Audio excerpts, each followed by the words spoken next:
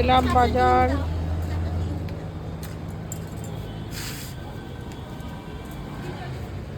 চলে এলাম বাজার। বাঁধাকপিটা দেখিয়ে দিই।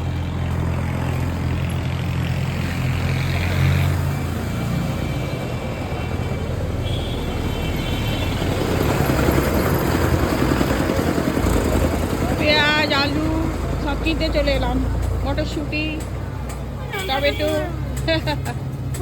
আমাকে ডিম দিস তো, ডিম শেষ। বিরিয়ানি। হরে কৃষ্ণ, জয় গীতা, জয় তারা। বল কিছু। হ্যাঁ, জয় গীতায়, জয় কি জয় তারা, জয় বাম জয় তারা নাকি। পুকুরের জন্য মাছ নিতে চলে এলাম। মাছ, ট্যাংরা মাছ। ট্যাংরা মাছ এটা এটা খৈরা মাছ, সিলভার, পোনা, গোটা দু ভাগ করে দাও, গুটি বার করে দিও। পালং শাক, বেগুন, কাঁচকলা, ধনে পাতা সব গ্রাম থেকে এসে, এগুলো টাটকা টাটকা। এটাও ফুলকপি বড় নাই। জয় শ্রী শম্ভু, নমস্কার। আপনারা সবাই কেমন আছেন? আশা করছি সবাই খুব ভালো আছেন। আমার আজকের এই নতুন ভিডিওতে আপনাদের সবাইকে স্বাগত জানাই। তো এখন বাজে সকাল 10:45। তো আমার পুজো কমপ্লিট হলো। এখন আমি দেখি রান্না করব, কিন্তু আজকে রান্নার তো বাজার করে এনেছি, কী দেখি সেগুলো করব, সেটা শেয়ার করব। শুভ দুপুর বন্ধুরা, এখন বাজে 1:13। তো ভাত নিয়ে নিয়েছি ছেলের আর আমার। তো আজকে বানিয়েছি বেগুন ভাজা। বেগুন ভাজা রোজই খাচ্ছি, ভালো শীতের বেগুনগুলো খুব সুন্দর লাগছে খেতে। আমি এমনিতে বেগুন খাই না, কিন্তু এই বেগুনগুলো বেশ ভালো লাগছে খেতে, বীজ কম আর কি এখনকার বেগুনে। তো ওই জন্যই ভালো লাগছে আমার। তো জিভেতে কম ধরে আর কি, ধরেই না একরকম। তো আর বড়ি আলু পোস্ত করেছি, আর পেঁপে, কাঁচা কলা, আলু আর ডিম দিয়ে ঝোল। এই যে আমারও তাই নিয়েছি। আর এই যে আমার মোটার ভাত, মাছ, মুগ ডাল দিয়ে মেখে দিয়েছি। তো ভাতের মধ্যেই মুগ ডাল, মাছ, হলুদ আর সামান্য লবণ 1 চিমটে দিয়ে সিদ্ধ করেছি, দিয়ে এটা মেখে দিয়েছি। ও বয়েল খায়। তো এই যে আজকে ভাত দিয়েছি, ওকে দেবো নামিয়ে। আমরাও খাবো, ও খাবে আর কি। তো আপনারাও খান, আমরাও খাই। সবাইকে শুভ দুপুর জানাচ্ছি। আজকের ব্লগে আমি বেশ কিছু কাজ দেখাইনি, যেটুকু করেছি সেটুকু মধ্যে আমি একটা গল্পের মধ্যে দিয়ে যাচ্ছি। তো কথা হচ্ছে, আমি ছোটোবেলা থেকে কোনো দিনই কাজ করিনি। 5 ভাইয়ের একটা বোন ছিলাম, মা কোনো কাজ করতে দেয়নি। তাই মাঝে মাঝে আমার কিছু একটা সময় মনে হয় কিছু করবোই না, চুপচাপ বসে থাকবো, এরকম মনে হয়। কিন্তু সংসার বলেছে কাকে, সংসার করেছি তখন তো কিছু দায়িত্ব পালন আছে। তো সেরকমই আমি একা একাই বেশি থাকি। হাজব্যান্ড বাইরে থাকে, ছেলেও পড়তো, এখন ছেলে কাছে আছে। তো এক সময় মনে হয় যে ভগবান আছে, এখন সময় তো মনে হয় নাই, আবার এক সময় মনে হয় হ্যাঁ আছে। নইলে এত যে একা একা থাকছি, আমার মান সম্মান তো রক্ষা করছে ভগবানই। কতজন কিছু কিছু করছে, চেষ্টা করছে হেনস্থা করার, কিন্তু সেখান থেকে তো ভগবানই বাঁচাচ্ছে। তাই আমি 100% গ্যারান্টি যে ভগবান আছে। তো একটু ধৈর্য ধরতে হয় ভগবানের কৃপা পেতে গেলে। তো আমি পেয়েছি, আছে বলে একা একা বেঁচে আছি কী করে। অনেক দিন পর অনেক দূরে থাকতো তখন হাজব্যান্ড, অনেক দিন পর আসতো। আমার হাজব্যান্ড কিন্তু মিলিটারি, এসএসবি বা এইগুলোতে কাজ করে না, কাজ করে অন্য ডিপার্টমেন্টে, কিন্তু এসব কাজ চাকরি নয়, অন্য চাকরি। তো যাই হোক, ভগবান নিয়ে যখন কথা বললাম, তো ভগবান নিয়েই আমি একটা গল্প শোনাচ্ছি। ভগবান জীবিত কি মৃত, এই কথা বহু বিতর্কিত, কিন্তু এই ধরনের বুকে আমাদের মতোই মনুষ্যরূপ ধরে। মানুষের মধ্যেই যে ভগবান, একথা প্রমাণ করার জন্য কি তিনি যুগে যুগে অবতীর্ণ হননি? কঠোর তপস্যা ও আত্মসংযম করে অহংকার শূন্য অবস্থায় এসে তারা কি জগৎকে নিজের জীবন দর্শন দিয়ে দেখিয়ে যাননি যে অহংকার শূন্য হয়ে দিব্য অবস্থায় পৌঁছে বহুজনের কল্যাণ, বহুজনের সুখের কারণ হতে পারেন। কিন্তু মানুষ যদি যুগে যুগে আবির্ভূত জীবনমুক্ত বুদ্ধ পুরুষদের জীবন দর্শনকে ভুলে যাওয়ার চেষ্টা করে, তাহলে তো সুখ শান্তির আশা স্বপ্নই থেকে যাবে। হ্যাঁ, বলেছে না, যুগে যুগে যেসব মহাপুরুষদের আবির্ভাব হয়েছে, তাদের কেউ বলেছেন, শোনো রে ভাই, সবার উপরে মানুষ সত্য, তাহার উপরে নাই। আবার কেউ বলেছেন, বহুরূপে সম্মুখে তোমার ছাড়ি কোথা খুঁজিছ ঈশ্বর, জীবে প্রেম করে যেইজন সেইজন সেবিছে ঈশ্বর। এই যে তাদের এই বাণীকে সামনে রেখে তাকে কাজে পরিণত করতে হবে, তবে মানব জীবনে সার্থক হবে ঈশ্বর সেবা। সমাজ জীবনে আসবে শান্তি আর সুখ। আমাদের সমাজটা তো একদম দিন দিন তলিয়ে যাচ্ছে অন্ধকারে, আমার তো তাই মনে হয়। আগে যেমন গ্রামে কিছু সমস্যা হলে গ্রামের মানুষই মিটাতো। গ্রামের এমন বয়োজ্যেষ্ঠ মানুষ ছিল, তার আমার বাবাই ছিল, আমার বাবার মতো আরও অনেক মানুষ ছিল আমাদের গ্রামে, কোনো তাদেরকে থানা কোর্ট কাছারি যেতে হয়নি, গ্রামের সমস্যা গ্রামেই মিটিয়ে দিয়েছে। কিন্তু এখন তো একটু এক পা হিলবে না, আবার সঙ্গে সঙ্গে থানা, এই হ্যান ত্যান হয়ে যাচ্ছে। যাই হোক, আমার যে গল্পটা বলার উদ্দেশ্য ছিল সেই গল্পটাই আমি শোনাচ্ছি। বাবা লোকনাথ ছিলেন সারা বিশ্বের জ্ঞান ভাণ্ডার। তার অন্যরূপ জ্ঞানের ছটায় অজ্ঞান অন্ধকার লজ্জায় মুখ ঢেকেছে। শুধু শাস্ত্র পাঠ করলে ফল হবে না, জানতে হবে তার মূল তত্ত্বকে। হ্যাঁ, তো শাস্ত্র বাক্যটি মুখে আওড়ালেই হবে না, তার মূলত্ব বুঝে তাকে কাজে পর্যবসতি করতে হবে।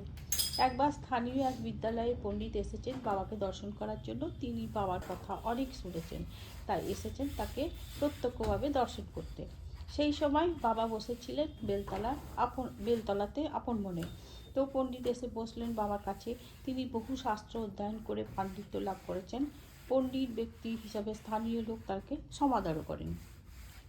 পণ্ডিত বাবার কাছে বসে তিনি যে পাণ্ডিত্য লাভ করেছেন তার কিছুটা বাবাকে দেওয়ার জন্য ব্যস্ত হয়ে পড়েন।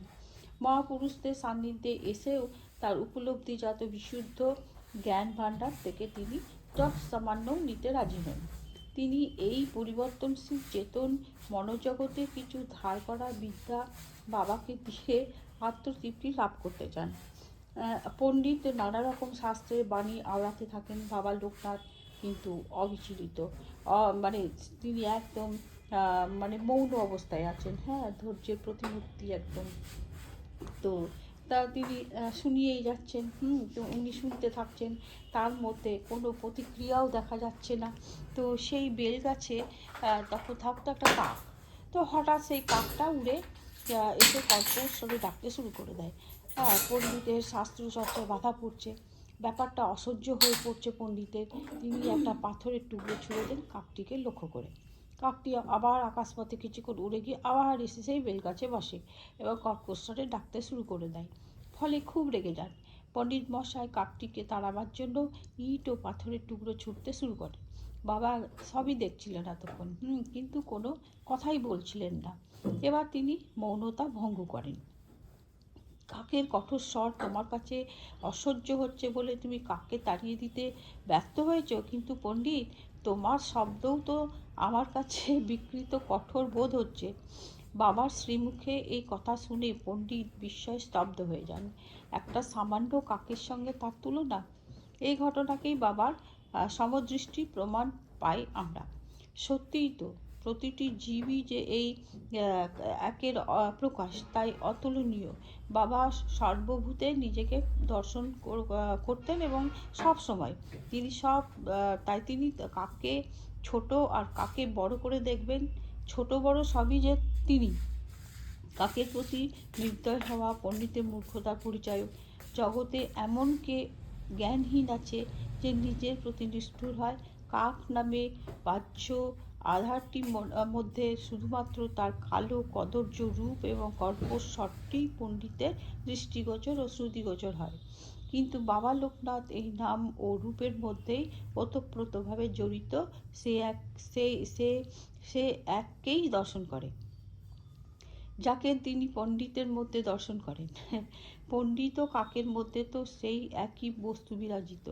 তাই বাবার দর্শনে কোনো ভেদ দেখা যায় না। অপরপক্ষে উপলব্ধি কি অনুভূতিহীন ধার করা বিদ্যায় জ্ঞানী পণ্ডিতের মধ্যে ভেদ জ্ঞান স্বভাবতই প্রকাশ হয়ে পড়ে।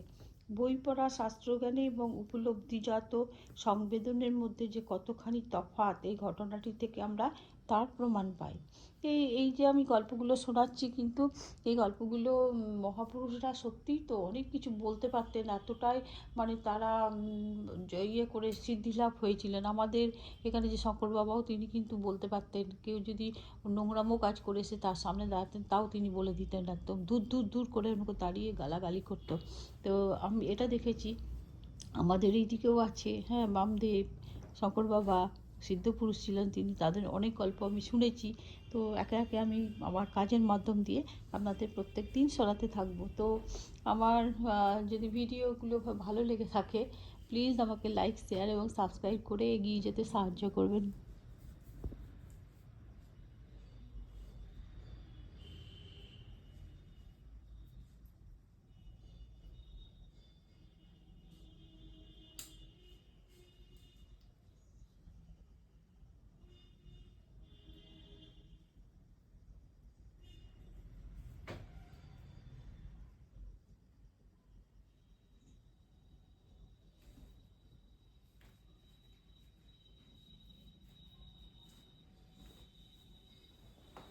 শুভ সন্ধ্যা বন্ধুরা, এখন আমি চা নিয়ে নিয়েছি।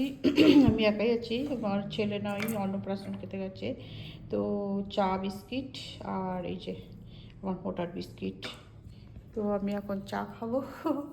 তো চা নিয়ে নিয়েছি। তো ভিডিওটা আজ এখানেই রাখছি। আপনারা সবাই ভালো থাকুন, সুস্থ থাকুন, সাবধানে থাকুন। আর প্লিজ আমাকে লাইক, শেয়ার এবং সাবস্ক্রাইব করুন।